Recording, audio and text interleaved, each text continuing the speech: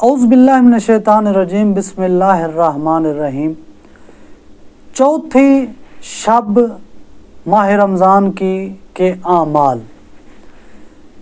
चौथी शब के आमाल 8 रकत नमाज है और उसको 2-2 करके पढ़ना है।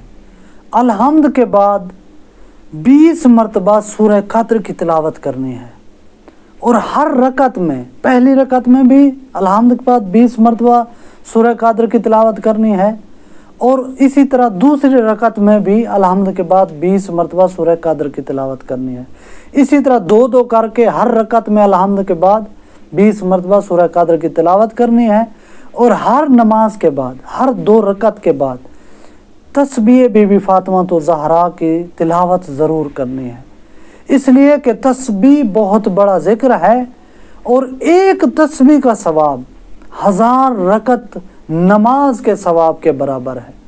ये चौथी शब के अमाल थे और अब चौथे दिन जो माह रमज़ान का चौथा दिन का रोज़ा है उसका अज्र और सवाब कितना है। चौथे दिन का जो अज्र है, खुदावंद मुताल रोज़ादार को बहिश्त में 70,000 कसर अता करेगा।